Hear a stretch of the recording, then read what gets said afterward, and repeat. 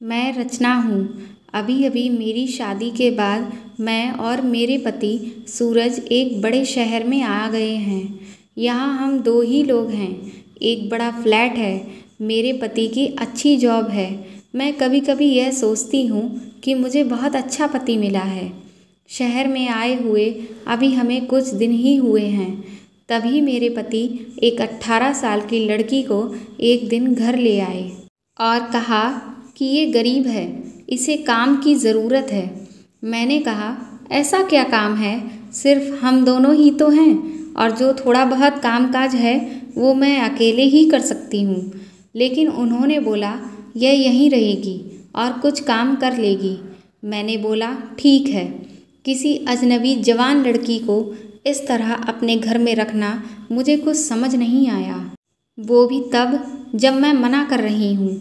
रात को मैंने सोचा कि उनसे पूछूं कि आखिर यह लड़की है कौन, लेकिन रात जब मैं कमरे में गई तब वो अपने लैपटॉप पर मीटिंग में बिजी थे।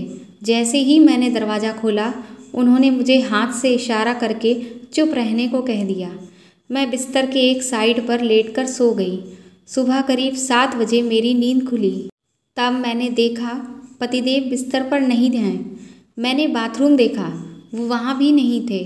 दरवाजे के पास जाकर जब मैंने किचन में देखा तो मेरे पति हाथ में पैसे लिए उस लड़की को दे रहे थे और वो लड़की रो रही थी। वो उसे चुप भी करा रहे थे। पैसे देकर वो मुझसे मिले बगैर बाहर मेन डोर से निकल गए। मुझे अब कुछ भी समझ नहीं आया कि आखिर बात क्या है। थोड़ी घबराहट भी हुई। अजीब अजीब से ख्याल मेरे मन में आने लगे। साथ ही यह भी ख्याल आया कि जो मैं सोच रही हूँ ऐसा कुछ भी ना हो। मैं बेडरूम से बाहर आई तो उस लड़की ने मुझे देखकर अपने आंसू पोंछ लिए। मुझे देखते ही वो बोली, मैडम साहब बोले कि वो आज शहर के बाहर जा रहे हैं, मीटिंग के लिए कल शाम तक आएंगे। आप सो रही थी इसीलिए आपको उठाया नहीं। मुझे कहा कि मैं आपको बता दूं। मुझे उससे बात करने का बिल्कुल भी मन नहीं था, इसीलिए मैंने उसकी तरफ देखा भी नहीं। बस अब मैं अपने बेडरूम में बैठी कुछ सोचने लगी। शादी को अभी 1 महीना ही हुआ है और मैं उनके बारे में न जाने क्या क्या सोचने लगी। लेकिन उन्होंने मुझे सोचने का कारण भी तो दिया है।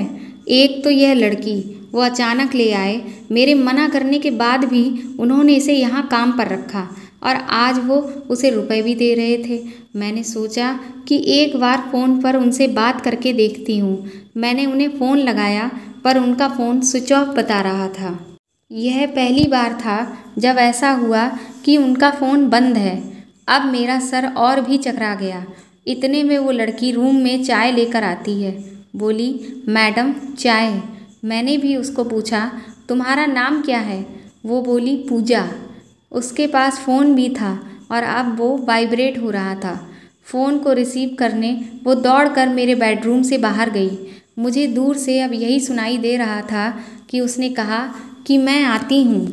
फिर बात करके वो फिर से मेरे बेडरूम में आकर कहती है, मैडम मैं 2 घंटे में आती हूँ, मुझे कुछ काम आ गया है।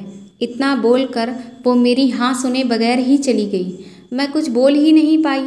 लेकिन फिर 2 मिनट मेरे मन में आया कि क्यों ना मैं उसका पीछा करूं और मैंने तुरंत 1 सेकंड में ही कपड़े चेंज किए और उसके पीछे चली गई। वो मुझे मेरी बिल्डिंग के नीचे दिखाई दी। उसके बाद उसने एक रिक्शा लिया। मैंने भी रिक्शा लेकर उसका पीछा किया। रिक्शा एक पतली सी गली में रुका। वो वहाँ से उतरकर पैदल चलने लगी। बहुत सारे छोटे छोटे घर से होते हुए वो एक घर के आगे पहुंची। मैं लगातार उसका पीछा कर रही थी। क्यों कर रही थी, क्या जानना चाहती थी, इसका मुझे कुछ पता नहीं था। बस मैं उसके पीछे थी। दरवाज़ा खुला और खुलते ही वो उसकी माँ से लिपट गई और ज़ोर ज़ोर से माँ और बेटी दोनों रोने लगीं। दरवाज़ा बंद करना भी भूल गए। मुझे लगा कि अब मुझे सामने जाकर बात करनी होगी कि आखिर परेशानी क्या है। मैं उसके सामने गई। मुझे देखकर लड़की बोली, मैडम आप यहाँ पर? मैंने कहा, तुम्हारे साहब बोल गए थे कि तुम्हारा ध्यान रखना। उसकी रोती हुई माँ बोली कि ऐसे इंसान बहुत कम मिलते हैं। मैंने पूछा, क्या परेशानी है, आप मुझे बताएं।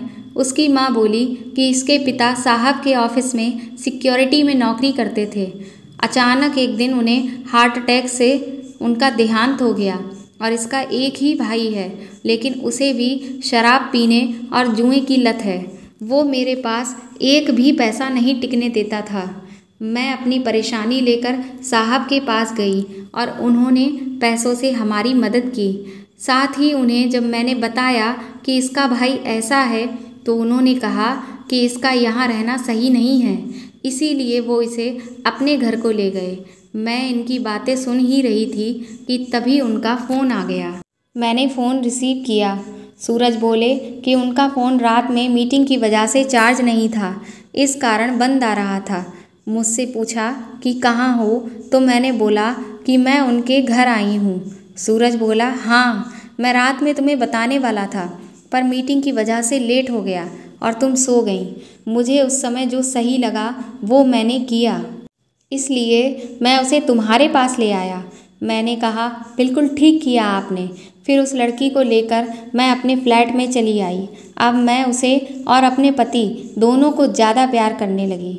दोस्तों, आपको यह कहानी कैसी लगी कमेंट करके ज़रूर बताएं और इस कहानी को ज़्यादा से ज़्यादा शेयर करें और लाइक करें। और अगर आप मेरे चैनल पर नए हैं तो इसे सब्सक्राइब करें। साथ ही साथ दोस्तों, अगर आपको क्राइम से जुड़ी हुई सच्ची घटनाएं सुनने का शौक़ है तो इस वीडियो की डिस्क्रिप्शन बॉक्स में दिए हुए लिंक पर क्लिक करके आप ऐसी घटनाएं सुन सकते हैं। Thank you.